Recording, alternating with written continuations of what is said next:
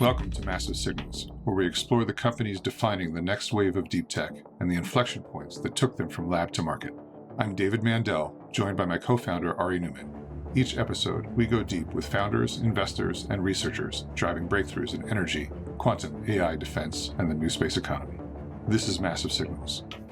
All right. Scott, thank you so much for joining us today. You and I have talked quite a bit in the past, but I'm super excited for this conversation because I know there's going to be some really interesting things that we cover here today. But to kick it off, let's start with the real easy ones.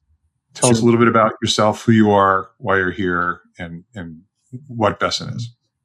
Yeah, so my name is Scott Davis. I am CEO and co-founder of Vescent Technologies.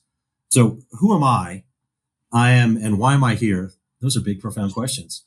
With those. Yes. I am someone who is passionate about deep tech and getting deep tech through the valley of death and to the other side and out there into the world where it adds real value. And real value means that it's jobs, it's economic benefit, it's differentiated capability, it's national security. There are lots of different sort of metrics of value. And why am I here in Colorado? And who am I? So it's a bit odd when you talked to me when I was little, if I thought I'd end up in Colorado, I never would have said yes. I was born and raised in the New York City area. What brought me out here was science. And I came out here to go to a place called GILA, which is a joint institute between the University of Colorado Boulder and the National Institute of Standards and Technology. And for the type of science that I loved, quantum physics, it's one of the best places in the world. And it has gone on to win 4 Nobel Prizes in physics. And I'm on an industrial advisory board for the CU physics department. And sort of the joke is I wouldn't get in now. I don't know if that's true or not, but it's truly an amazing place. And it is a reason why a lot of just incredible technology on using lasers to manipulate atoms, to exploit quantum information and provide and do things like new clocks and new standards and how you define a second, how you define everything, getting drilled down to basic fundamental quantum mechanical properties of nature. And so that's what brought me to Colorado. I started out, so it was love of science and technology. I started out thinking I didn't quite know what I wanted to do. Maybe I was going to go into academics. Maybe I was going to be a researcher. I had a little bit of an epiphany one evening at 3 a.m. when I had a little, space under my optics table where I could sleep at night. And I spent a lot of time in the lab. A little bit of an epiphany where I was looking at myself in the mirror. I had just published this paper that I was incredibly proud of, understanding the quantum mechanical properties of this esoteric molecule that I was part of figuring out how to make that molecule and then probe it and getting the sort of theoretical basis for what's going on in this molecule. But I looked at myself in the mirror and I had this sort of honest moment of like, who is really going to read this? Like, what impact is this really going to have? And I was like, it's not going to be that many. It's going to be a handful of folks, and I know all of them. And so I love the basic science. The world needs that. But I wanted to move into a way where sort of my time was able to drive more impact. And so I spent a little bit of time working for the feds in DC, working at NIST out there.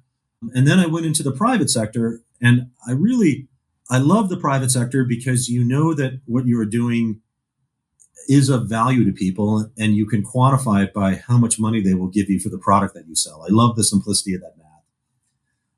What I really love in the private sector, I've spent time in mature industries and little teeny startups. I had a startup in my garage, sold that off, is I love if you think about a spectrum of technology from basic science on one side, these are people doing really fundamental work, to, on the other side, mature industries like semiconductor fabs, things that have been around for a long time that are churning out production and making money. And you get this virtuous cycle going where the folks who are making money, they pay taxes. Those taxes fund things like the National Science Foundation that go back to fund the basic science, which lead to new innovations that then transition sort of across that spectrum to mature industries. It really is that middle zone where it transitions from the basic science into mature industries That's my sweet spot. And that's where I freaking love it. And that is in those transition zones. That's where disruption happens. That's where small companies can become big companies. And that's where, on this, as far as I know, finite time I have on this planet, that is where I can provide the most value given my unique set of skills. And so that is why I'm a co-founder of Vescent. And that is why we are doing what we do, which is really enabling quantum scale up. And I can tell you what I mean by quantum. You'll probably let's be more specific. So based on that epiphany and that Yeah. insight to the transition between technology and actual commercial usage, how did that become Vescent? Yeah. And tell us a little bit about what Vescent is and what you guys do. Yeah. So I will take a step back and I will say that Vescent is a quantum infrastructure company. And so let me explain what that means. And so quantum, and I know you guys know this, but just for the broader listeners, quantum is my favorite branch of physics. It is the way that the universe operates at the very small, at the size of atoms and molecules. And it is so, as anyone who has been paying attention to pop culture and Ant-Man and, all the things out there, quantum is weird.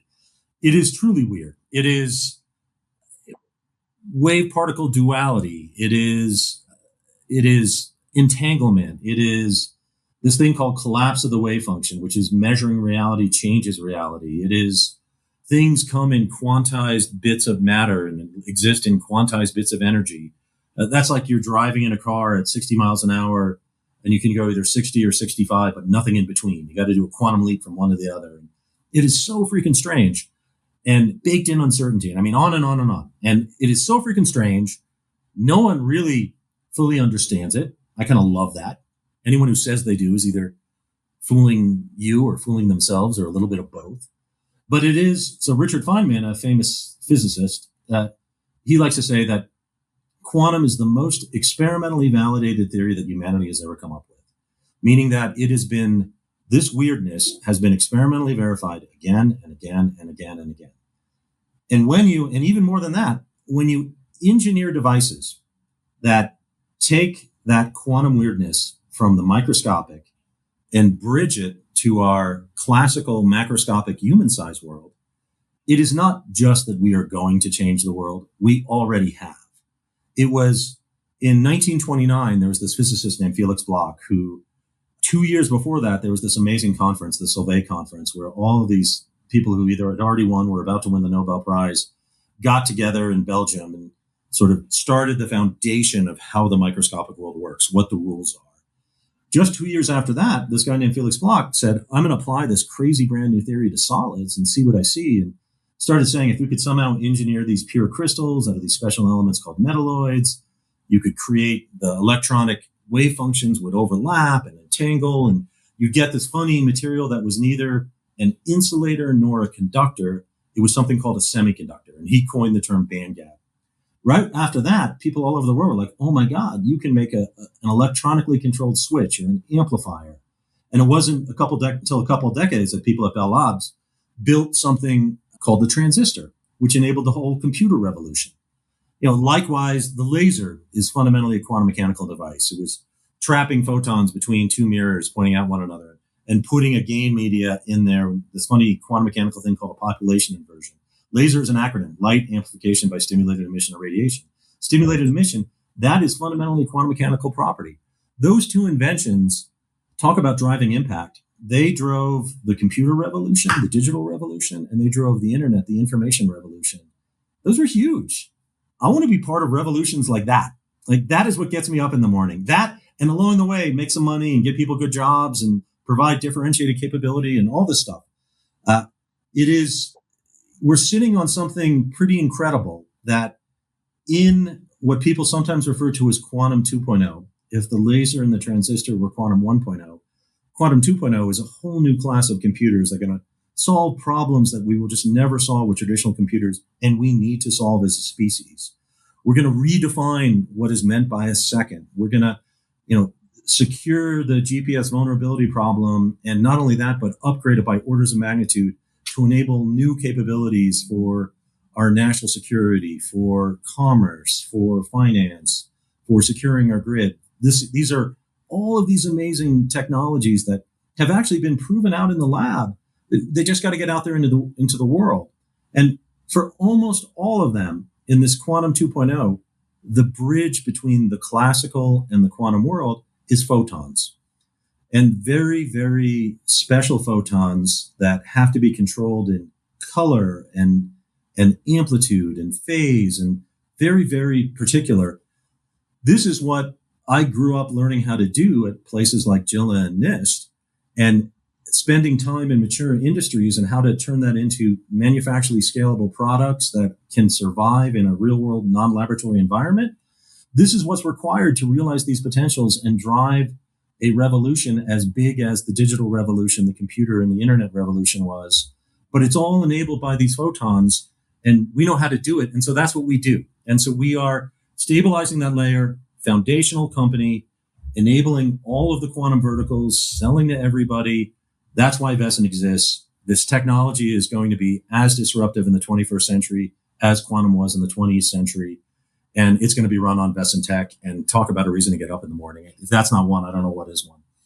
I think that's a lot of great reasons to get up. And I think we're going to talk about a bunch of that stuff. But before we do, I want to get a little more specific around exactly what Vescent does, how you enable the photons, and why you even started, like give me the quick origin story, and let's, keep it compressed, but like give me the quick origin story.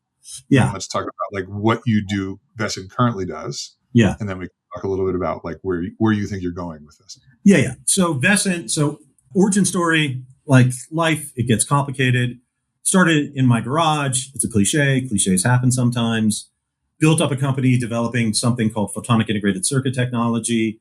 We kind of got into quantum as a little bit of a side hustle because we knew people in the community who would call us up and say, hey, you came out of Jilla and NIST. How the heck do you drive a laser this stably? How do you lock it? How do you do something called offset phase locking? And so we came up with a sort of side hustle product line to fund our photonic integrated circuit technology. We got the photonic integrated circuit technology working. We sold that off. It was a very nice exit.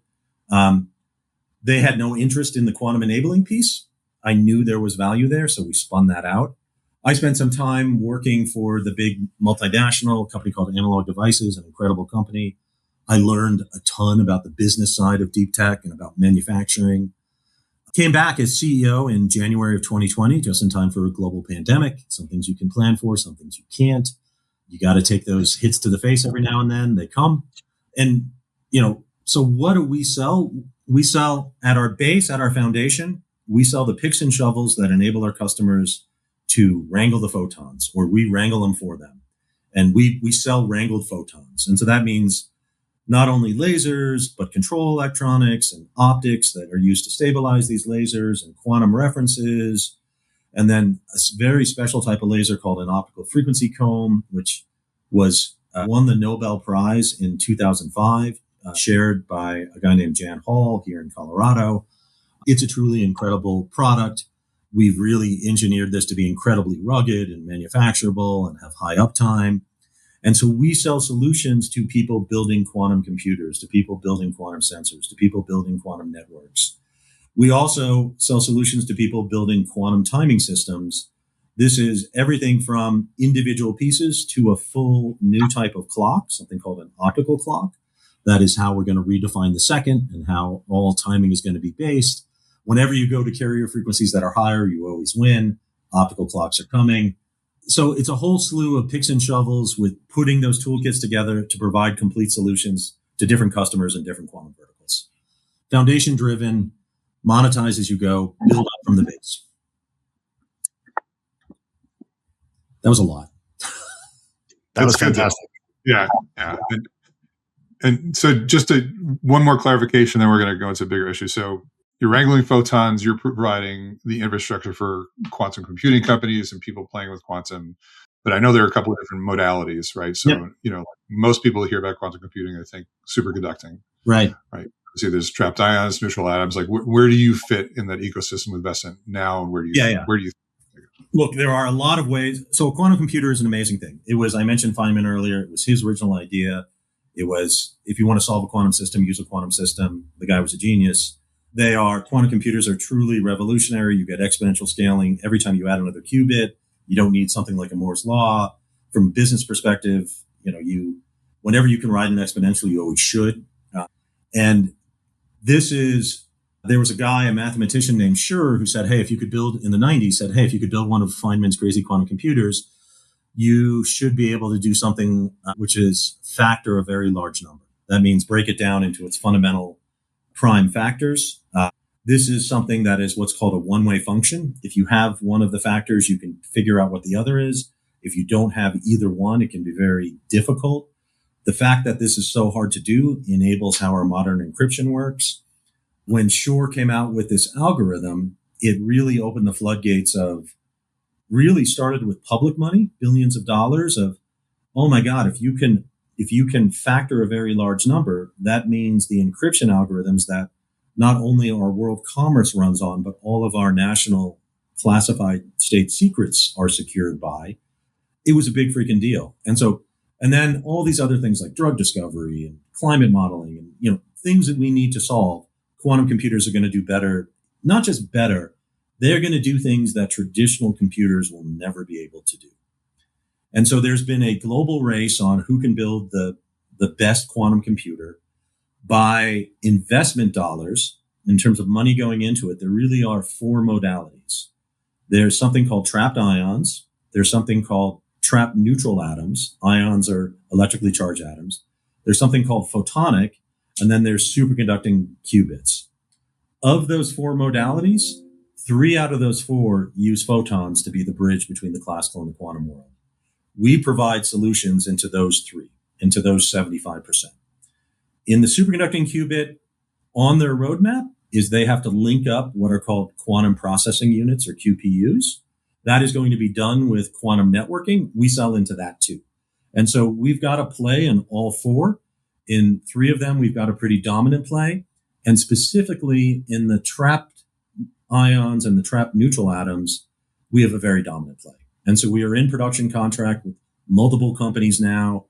Something like 85% of the world players out there in the space are buying from, running on our tech. And so we've got a very strong position in that space. So, Scott, I thought we would get to this part of the conversation later, but since we're on it, I want to just keep going since you're talking about trapped ions and neutral atoms and all these different unlocks. Yeah. What are you the most excited about right now in terms of where we are with quantum and the different compute technologies? And then can you just touch on the quantum's always 10 years away cliche. Yeah. And since you're selling into all of these folks building quantum computers, just educate us on what you think is about to happen next. Yeah. So quantum computers, they are, is it like nuclear fusion, always 10 years away? The answer is no. We really have not been doing it for very long. And we've been advancing at an insanely fast and accelerating rate. And so these are often measured, and there's debate over how do you compare different modalities? What do you mean by, is your quantum computer, how good is it compared to the other ones? At the end of the day, the value of a quantum computer is going to be that it either solves a problem that a customer cannot solve any other way, or it solves a problem that they can solve with traditional computers, but it does it faster or cheaper than they normally can. That's what it's going to come down to. And they're not going to care whether it's using a quantum computer or a traditional computer. It's not going to matter to them. And so how close are we to that? And we are already solving problems that you cannot solve any other way. That has been demonstrated by multiple players. Now, you can argue that these are somewhat contrived problems, that people in the quantum compute space deliberately created a problem that a quantum computer is going to be especially suited for. And there is some validity to that. And when Jensen Huang from NVIDIA was like, quantum computing is 15 years away, this is exactly what he mentioned. It is then, a couple months later, he totally changed his tune and is like, oh no, quantum computers are moving faster than I thought. In terms of being able to actually be able to solve problems that have real economic value, that, large companies, large government folks are going to be paying significant dollars to get time on these or to have them. I believe that we're only about 3 years away. And I believe that the progress, it was just a couple years ago, we were, individual qubits, then got up into dozens. We are now in the thousands. Like that happened quick.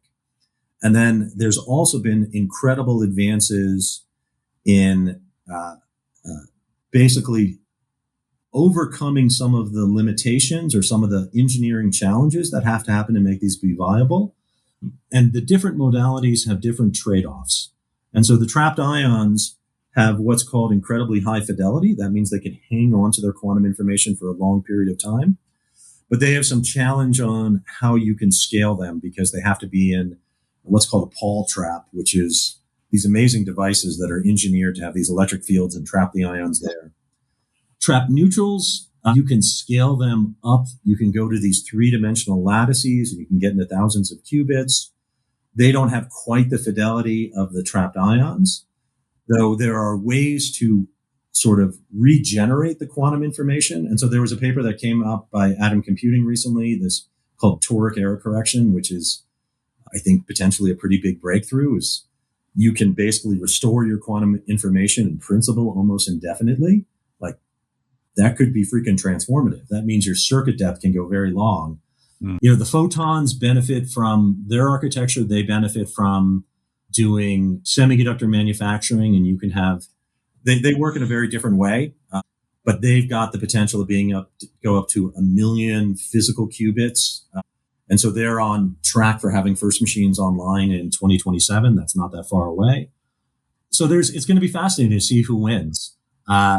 There's a lot of acceleration going on in both the error correction, the gate speed, and it's all sort of engineering stuff. It's not basic laws of physics type stuff. The physics are proven now. It's about making the machines fast enough, accurate enough, and usable, right? That's exactly right. Yep. And so let's talk about something that everyone has sort of heard about if you're paying attention online, which is this thing called Q-Day and the idea that a quantum computer can break military-grade encryption in a week instead of it taking years. Yeah. And that the entire ground underneath us around the world changes the moment that becomes a repeatable and sustained operation. Yeah. And so how far are we from quote unquote Q-Day? So first of all, it's a funny thing when you look at sort of human nature and go, why do technological revolutions happen? And this might sound a little bit cynical, but I think it's just sort of a reality of human nature. I don't mean it to be cynical. I think a lot of things are motivated by a combination of fear and greed. And I think quantum has both. There's a lot of potential money to be made in solving problems that need to be happen. There are also sort of truly altruistic, scientists who want to understand the inner workings of the universe that are motivated by something more pure. And I love that. But the fear piece is our world economy, our state secrets are all vulnerable.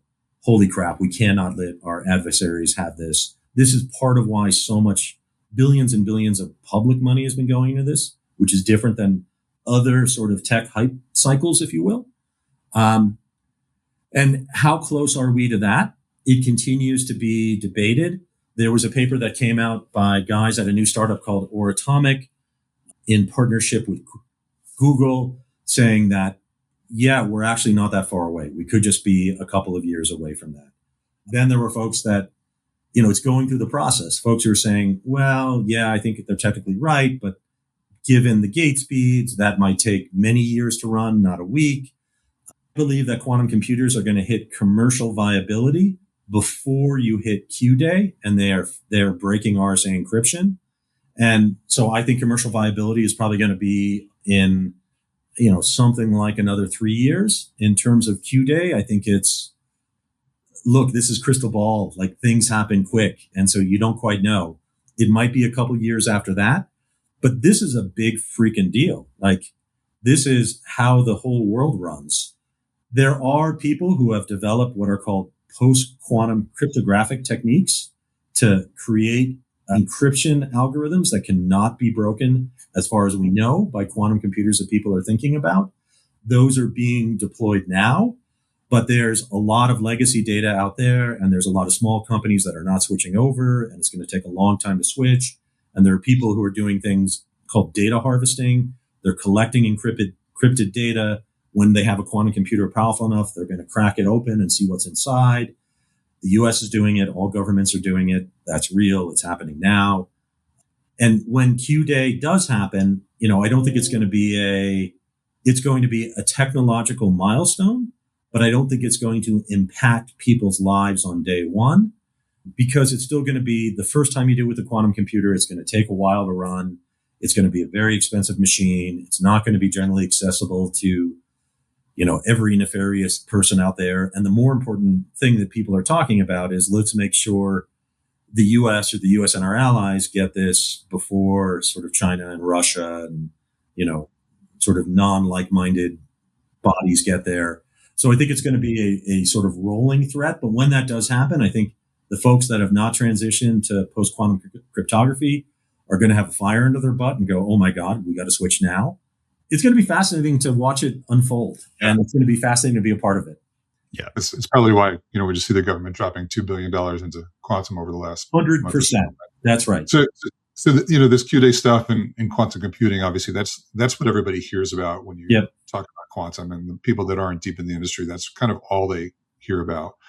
The reality is, like, quantum plays a much bigger role in our lives that people are not aware of, both from just how we function on a day-to-day basis, but also how we need to function moving forward. Like, the war in Ukraine has proven that GPS-denied solutions are absolutely critical, right? Timing how our entire financial infrastructure works on timing. So let's talk a little about some of the core quantum solutions and technologies that not only function now, but also we will have to evolve to as our infrastructure becomes more vulnerable. Yeah. All right. So let me, so happy to do this and glad that you brought it up, because I think that there are incredible. So Vescent is positioned as a foundational company. We sell into all of the quantum verticals, most of the quantum computing modalities. That is by design. When I look at the companies that had the most impact during my lifetime, they were all foundational companies. Everybody, from Andy Grove's Intel to NVIDIA to ASML, like, these are the folks that enabled the future. We are one of those companies, not specific on betting on a specific solution to a specific modality, betting on all of them. And the fact that quantum, so let me talk about GPS for a second and timing. And so GPS, people think GPS, global positioning system. It tells me my position. That is how most of humanity on a conscious level interacts with GPS, but GPS is so much more than that. It is an amazing system that was developed by the U.S. government, the U.S. taxpayers, and kind of given to the world for free. It is an ensemble of atomic clocks. So first of all, there's an ensemble, a collection of atomic clocks that exist at what are called the world's national metrology institutes. These are places like NIST, places in the UK like the National Physical Laboratory, in Germany, PTB.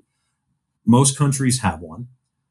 And they get together and they define all of the standards that run pretty much the world. And, we would not have the internet if it weren't for the NMIs. We wouldn't have Telecordia standards. We wouldn't have USB standards. We wouldn't have, and all of them, when they want to have, like, what do you mean by a kilogram? What do you mean by a centimeter? What do you mean by a second? What do you mean by a volt?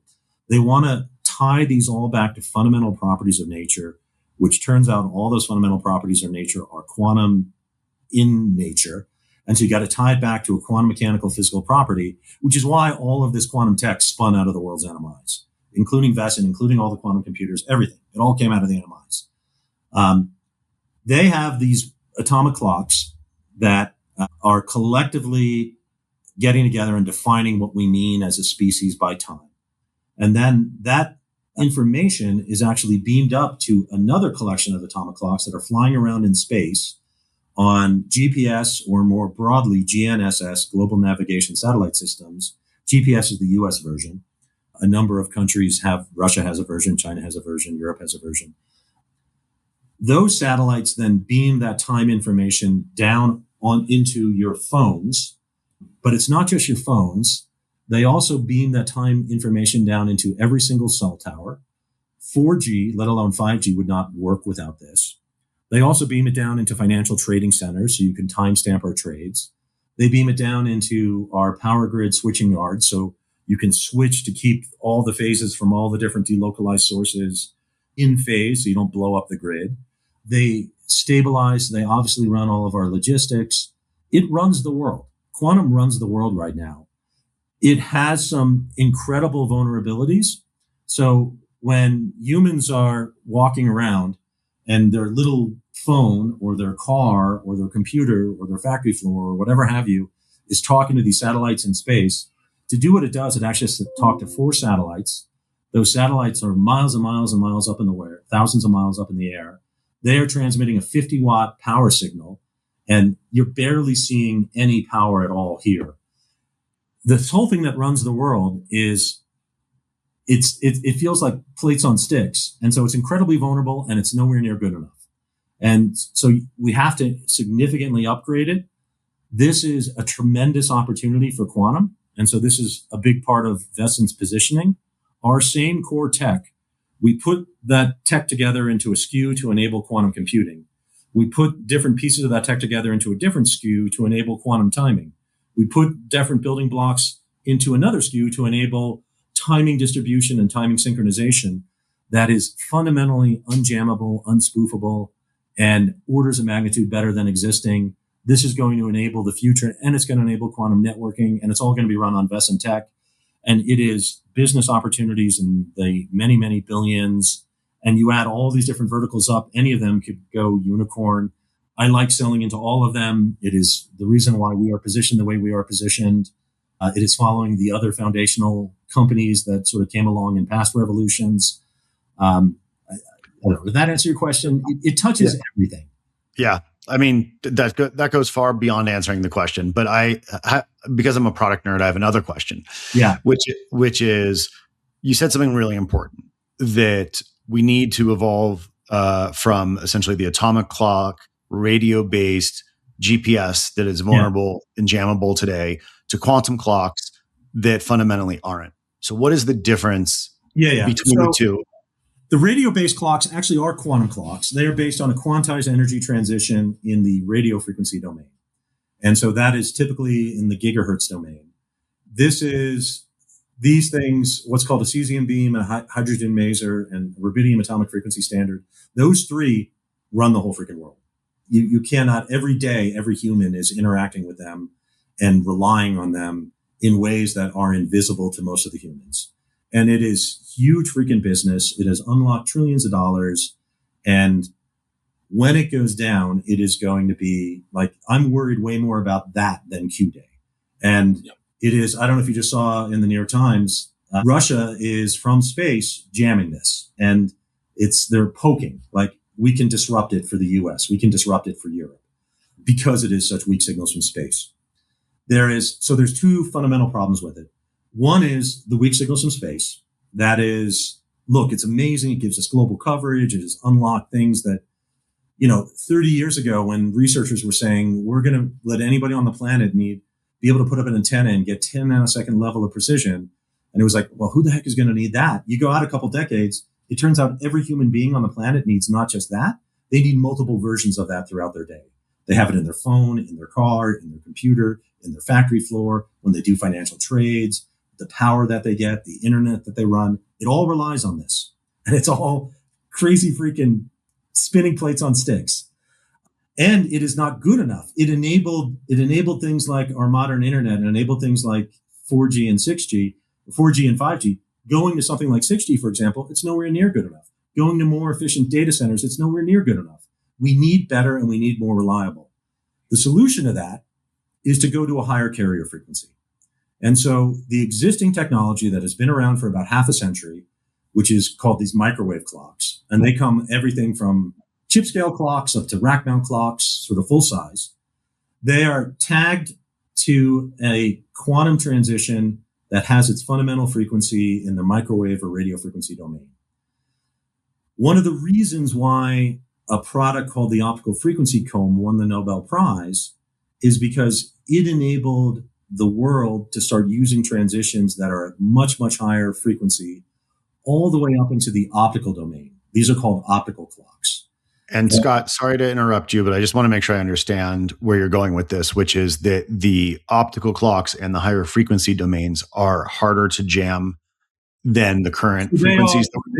They do both. And so not only do you get orders of magnitude better improvement in performance, and it's the same reason why FM radio is better than AM radio. It's the same reason why fiber optic internet is better than dial-up. When you go to higher carrier frequencies, you always win. That is laws of physics and engineering. And so you get orders of magnitude better performance, and you can now distribute that exquisite performance through things like existing fiber optic infrastructure. And these existing fiber optic infrastructure, it's interesting. When you look at what's happening in the battlefield right now in Ukraine and in the Middle East, it's drone warfare.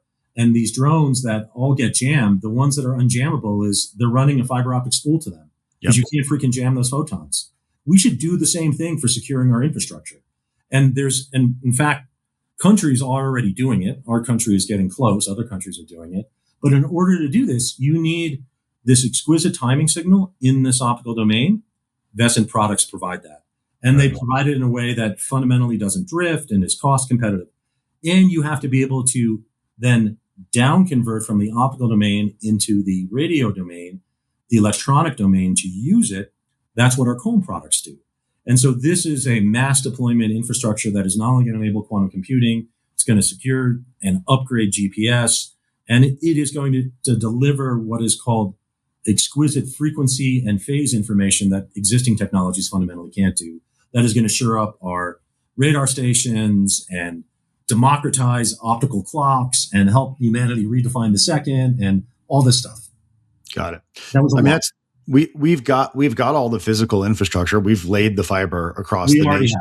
Yep. We're not the way that we protect the timing signal is to go underground versus relying on a radio frequency that can be interfered with. That's exactly right. And then for last mile, you then deliver this exquisite timing to things like TV and radio broadcast towers.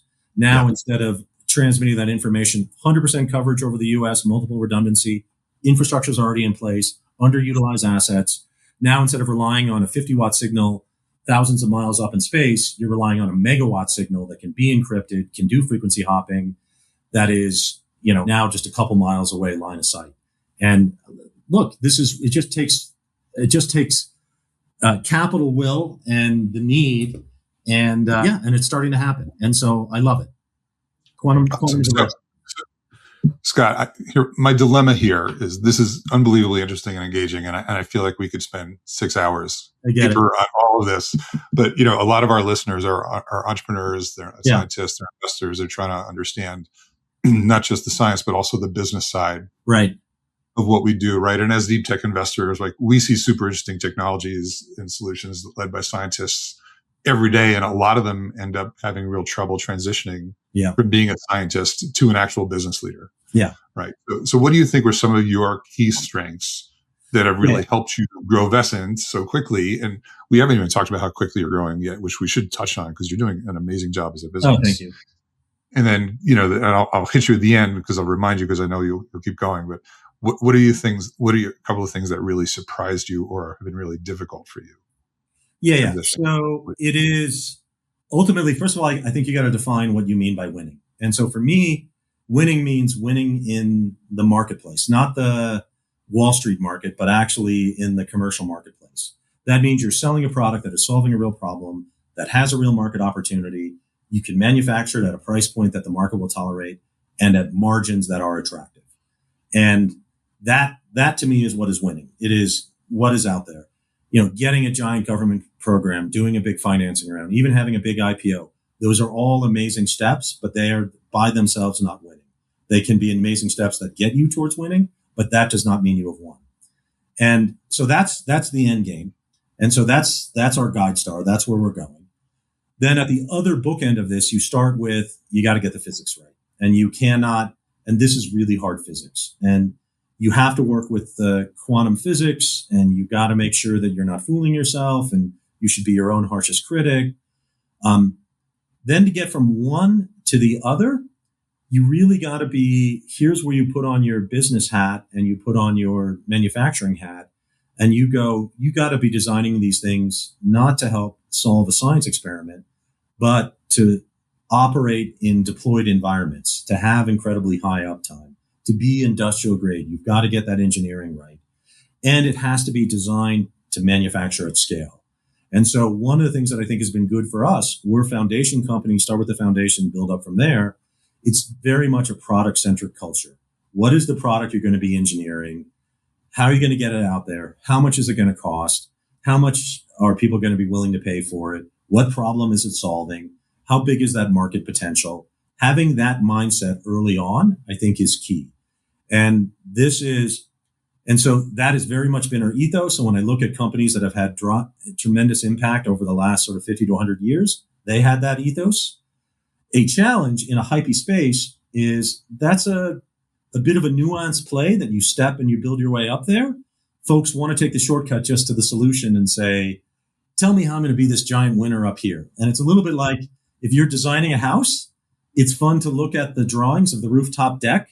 It's maybe not as much fun to look at the drawings of the foundation. But if you don't have a solid foundation, your rooftop deck doesn't freaking matter. And so that is part of our positioning, is going, building ourselves up there. In any hype space, there are folks who are out there pitching fairy tales. That's annoying. Yep. Knowing that. Yeah, but let's be a little more specific, right? I don't think anyone's going to disagree with anything you said, but let's be specific around you and Vescent and optical frequency comms. Like when you're deciding to build this business, like what was the real challenge that you faced transitioning from research to actually building this business? Yeah. What were some of the questions you really had to push on when you said, look, this world needs a deployable optical frequency comm? Like, right. What were some of those conversations that got you to believe that, like, oh, this really is a business? Yeah. And then what were some of the real big surprises and challenges for you? So when you're doing a business, it's always nice when you can go into what I call an abuse market, where there aren't too many players that are maybe charging more than either they haven't done their DFMA properly, so their COGS, their cost of goods sold, is too high, or they're just getting margins because there's not that much competition. And so one of the things so I think frequency comms were certainly in that space. And I also think that the folks that were selling them into that space were designing scientific instruments, not industrial grade instruments. One of the things that was a big element for me in frequency comms, for example, and that's one of the many things we sell, was there was a paper that came out of NIST. An incredible paper where they basically built a frequency comb through a new architecture, and they had it operate in the back of a van as it was driving down a dirt road. And that was a big element for me. And that was like, oh my God, this is possible. And so then it was, all right, what does it cost to manufacture it? How much can you sell it? So we started doing our own internal research on it. And that original one didn't have such good performance specs. Can we make the performance specs be much better? And so we would sometimes do things like get government programs, non-dilutive funding, to help us sort of answer some of these high risk questions. When we answered those high risk questions, like, yes, we can build it. Yes, we can improve the performance by, over an order of magnitude from what they did at NIST, to be competitive with sort of what the other folks are doing. Oh my God, we can manufacture this not by PhDs. The hardest thing that we did was not building the first one. It was transitioning it to production. That means securing the supply chain. That means finding out all the vulnerabilities. That means doing what's called the full interface control document, getting all the inputs and outputs. And that requires customer input. And it's a bit tricky because your initial customers are going to be academic research customers, but that's a step. That's not the end. And so you had to design a product that you could sell into that base because you wanted to make money now, learn how to manufacture, get those sort of early market intel signs. But then you had to have a path where that can then transition and grow into OEM B2B. And so we came up with a very thoughtful strategy of, we're going to have an OEM module. Itself is going to have an OEM module. We're going to OEM to ourselves, benefit from our own margin stack, be able to serve multiple verticals with the same core product. And being able to transition that into a production environment, that was the hardest thing we had to do. It was not building the first one. It was getting all of our ducks in a row, getting the inventory set up, understanding the full supply chain, understanding all the vulnerabilities and having a path to mitigating all of those vulnerabilities, and then cranking it out in a production environment. That was the hardest thing. Scott, how much of that was Vescent inventing, like doing things in the way that you were doing it for the first time versus almost all of it? Yeah. It was almost all of it. It was, the world had never built these things at this sort of scale and in this sort of way. And it was doing things like when I was brought up in the scientific world, people always taught me treat your lasers with kid gloves. We're beating the crap out of our lasers. We're putting them on shock vibe tables. We're crazy shaking them. We're seeing their performance. We're putting them in vacuum. We're doing damp heat and damp cold, and doing that and doing it in a way where you can iterate very fast. And then also doing statistics on your manufacturing and process flow to understand, put everything in a change control environment. This had not been done in quantum, at least quantum 2.0 before. And so there's tons and tons of IP in our recipes, in our supply chains, in our manufacturing processes. And most of those are held as trade secrets because those are hard won. And we do not want to teach the world how to do it. And there was a lot of inventive side. And people often think the invention comes from building the first one. Yes, but that is only the beginning of the inventive process. Getting it actually released to a real mature production environment and doing all the engineering to get that done, that is what we spent a significant amount of time doing. And I'm, glad to say our products are out there solving quantum solutions. And we keep expanding our base, keep the pipe going, keep grabbing more. That never stops. So let me ask a quick question there. Then I think we want to transition to a little different topic. But what do you think is the next key inflection point for Vescent? Right, like you've built a very solid business. You're driving real revenue. You're growing. You're EBITDA positive. Like, what do you think is the next key inflection point for Vescent? Yeah. So you look at things, and so this is funny when you talk to different investors. They come from different mindsets. Everybody does. All humans do, and some of them come at it and like. They look at financial metrics. What's your revenue growth? Some of it look at it from what's your EBITDA? What are your margins from a manufacturing mindset? I think you have to have the right metric for the right vertical. And so when you are looking at, and I also think about when we're driving Vescent growth, I think about where do we fit in the stack and how can we sort of be have our hands on the steering wheel of our own destiny as much as we can. And so in the quantum compute space, the big metric was design wins. We want to get design wins with as many players as possible. So that way they're building their quantum computer around our tech. We've done that. We've got most of them at least in the ion and the trap neutral. And, all the ones who are serious and actually deploying quantum computers. And we're going to get all of them. And it's crazy to think most of them are public now. And it's like, over 30 billion market cap companies are running on our tech. They all have negative PE ratios, so they're not all going to make it, but some of them will. It's true, they do. I've been through stack cycles in the past. That is gated by how many quantum computers are being built in the world. And so the metric there is, and when is that going to have the inflection? We talk to all of them and they're all like, yeah, we're going to be making thousands. I want them all to be true. We're then making hundreds of millions of dollars selling into those thousands of quantum computers. That inflection point is there's only so much we can do what we can do is get the design wins on all of them. And we're doing that. And so that's the important inflection there. And then it's going to be, how does that scale? One of the reasons why I like our foundational play is because that's our beachhead. We're profitable. We sell into everybody in that space. Then you take different pieces of that beachhead and come up with a solution on quantum computing. And when that scales, we will win because we're in almost all of them. Then you go into timing, for example. That market is here now. There are hundreds of millions of dollars TAM in high performance clocks. They need better. They need faster. They need replacements for GPS. We have incredible strong market pull. That is driven more by us and how fast can we get our product to market. And that key product is coming to market in 2027. And then that's going to be an inflection point in a different vertical. And then doing timing and time distribution, that's another inflection point in a different vertical. There are going to be multiple inflection points. Yeah. Like all foundation companies. It sounds like to be reductive, what you're saying is the next major inflection point is really about the quantum timing because it's existential and we have to solve that and we can solve it faster.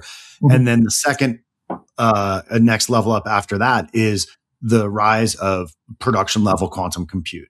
That's right. And both of those are, multi-unicorn wins. Right. And then there's a whole slew of others that we'll play in from our beachhead. Well, it goes without saying that we love your positioning. We wouldn't be involved in the company otherwise. And some folks love it and some folks are like not interested. And that's fine. To each their own, right? That's right. we were around during the dot-com era. I was building infrastructure then. Like, I understand the evolution of these industries. I really respect the thoughtful approach of building foundation. I used to talk to founders about that all day long. You can't build a skyscraper on a shaky foundation.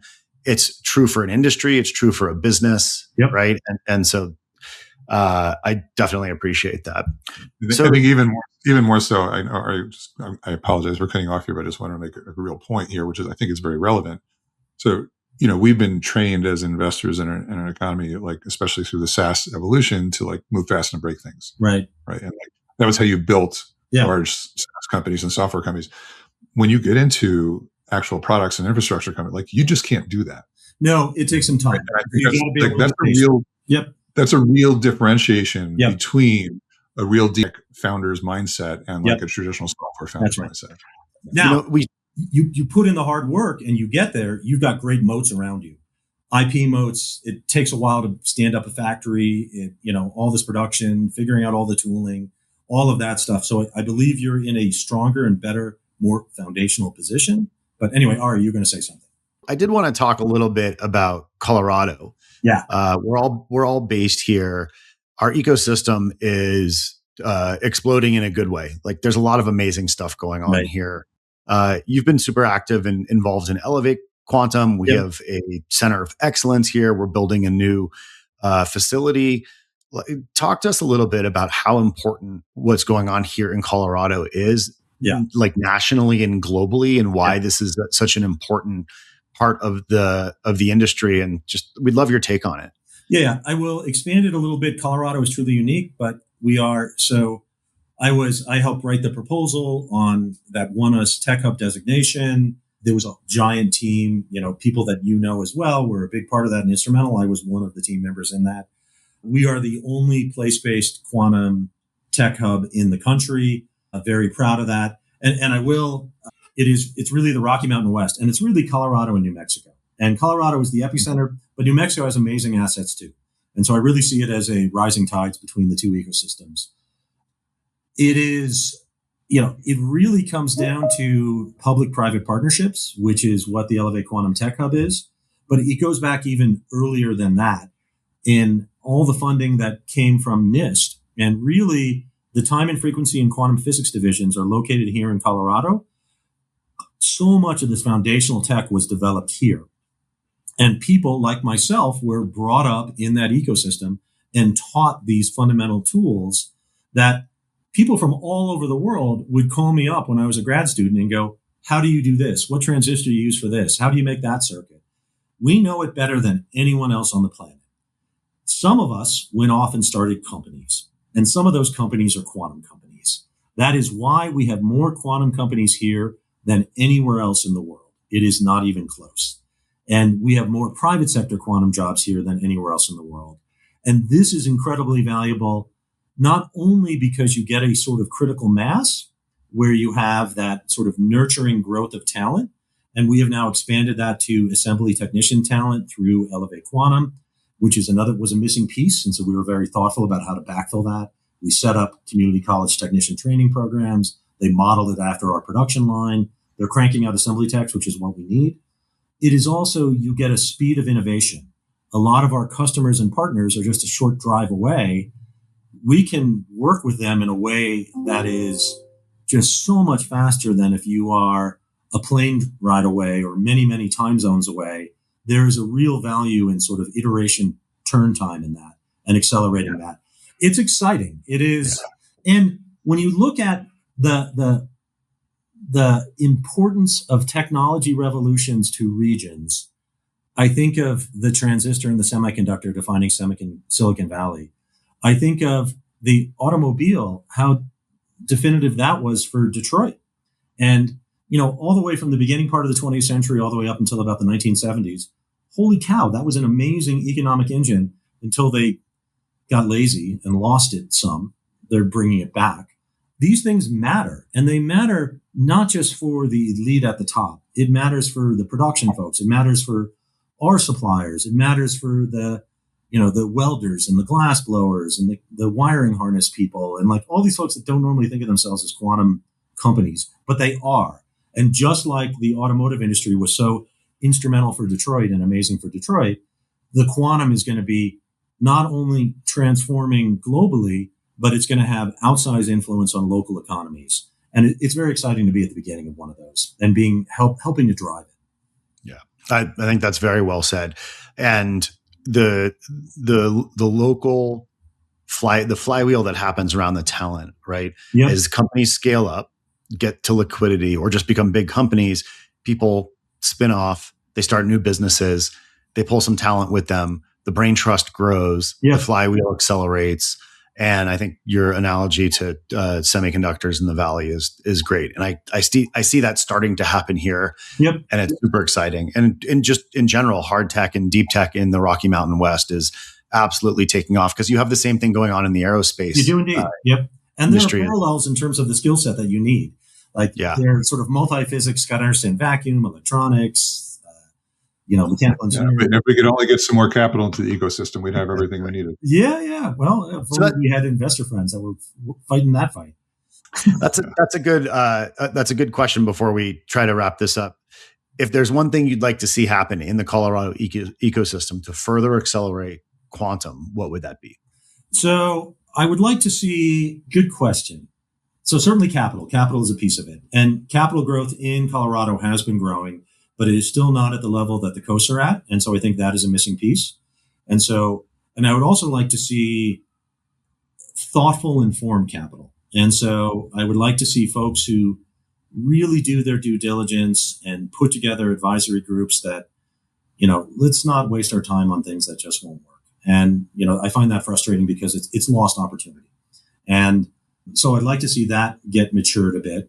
And then I think part of it is on in the private sector, companies have to grow up. We got to be making money. We got to be shipping real product.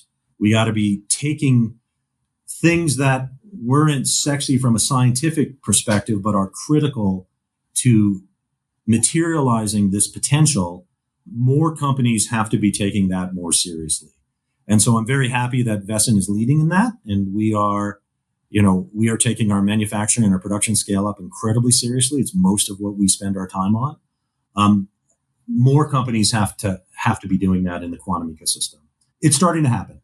And a bunch of them are calling us up and go, how do you run production? How do you engineer for this? How do you do? We're happy to have those conversations with them. Happy to give them factory tours. Happy to talk to them about ERP systems and why we chose what we did and all that sort of business side stuff, which I actually think is as sexy as the quantum physics, but not everyone else does. Right. Well, I think that's a really important observation, that the success of the entire sector requires maturity of operation and getting to production level scale. Supply chain stack. A chain is only strong as its weakest link. That is true. So, yep. Well, and clearly you're playing a very important role in that ecosystem, and what you just said is important. If you're building in quantum and you listen, anyone and you're listening to this, Vescent wants to help other players win too. Yeah, based on your learning and experience of getting to production level manufacturing. So if we can help someone else avoid stepping in a turd that we have stepped in, we're happy to do that. That's fantastic. Sorry, gross metaphor. Better than my landmine metaphor. So, So Scott, my biggest frustration every time I talk with you is that we don't have more time, because I always end up with like just a huge list of questions I want to go deeper and deeper on, because your insight and experience is just incredibly, incredibly valuable to me. But we do need to wrap up a little. So we're gonna jump into a little rapid fire session. We're just gonna ask you some quick tangential questions, not specifically about Vescent, and gonna get some quick answers from you, and then we will thank you for your time. Great. Or if you want to kick it off. Absolutely. So let's start with a big one. What do you think the most overhyped signal in deep tech is right now? The most overhyped signal. Ooh, that's a tough one to answer on the spot. The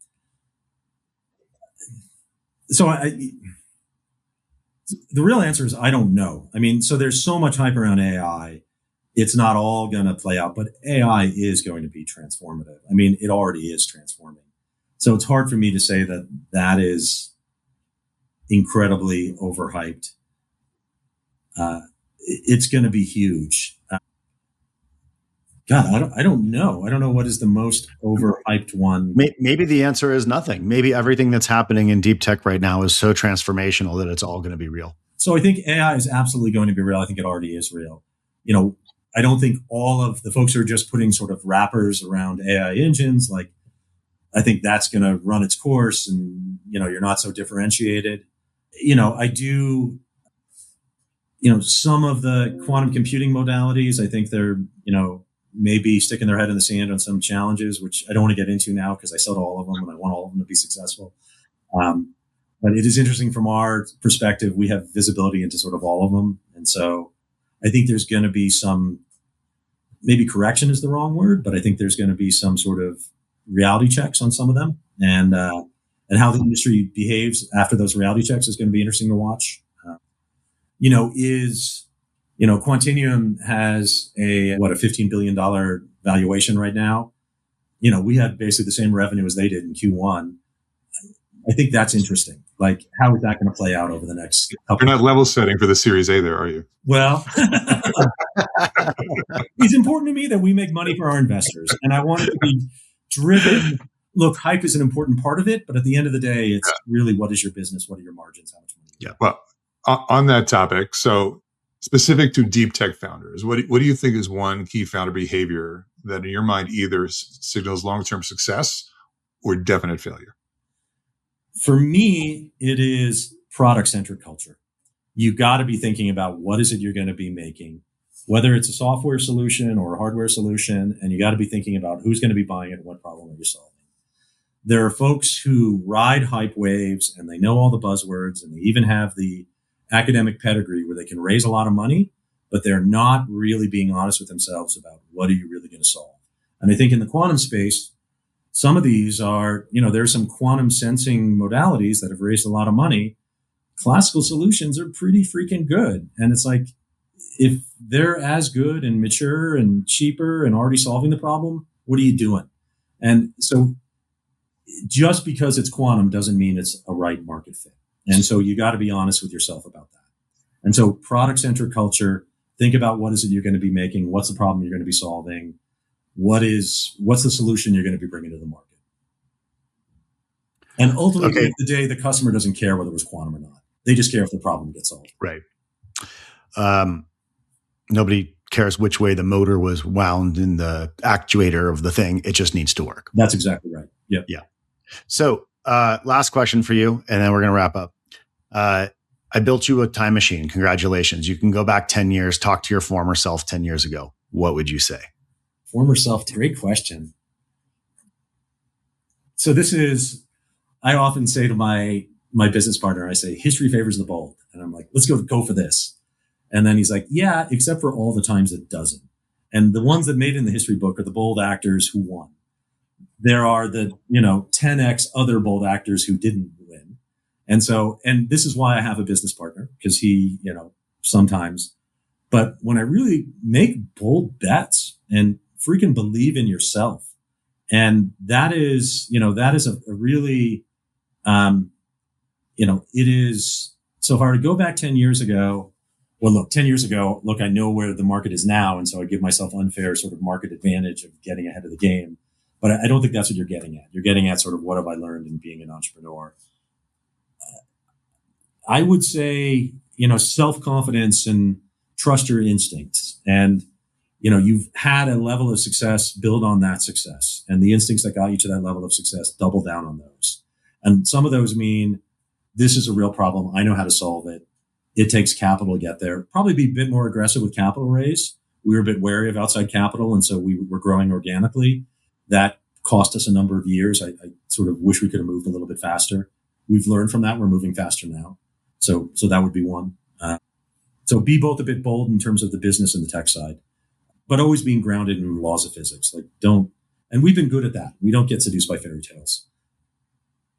Yeah. You guys have done a good job at that, by the way. So Dr. Scott Davis, thank you so much for spending some time with us today. As I said before, every single time we speak with you, we're blown away around your insight and the value you provided, not just from a technical, but also just from an entrepreneurial perspective. And Vescent is truly building a real foundational layer to our entire ecosystem. And we're super grateful to be part of it and grateful for you to spend a little time with Ari and I on Massive Signals today. Yeah, well, right back at you. I think you guys are amazing ecosystem builders and you're amazing partners in this. And I think you, like us, are similarly motivated. And look, the technology, toothpaste is out of the tube. You're not putting it back in. We have to keep going on advancing the technology. It's critical for us not only to survive as a nation, but survive as a species. And it's fun to be part of that lineage and part of growing that, building, creating value, creating jobs, and hiring all the people that we get to work at Vescent. I freaking love it. They're all smart, dedicated, hardworking people. It's an incredible group that I'm privileged to come to work to every day. We completely agree. Thanks again for hanging out. Thanks for being here, Scott. All right. Great to see you. Thanks for tuning in to Massive Signals. If you enjoyed today's conversation, be sure to follow us on Spotify, Apple, or YouTube, and share the episode with someone who cares about the future of deep tech.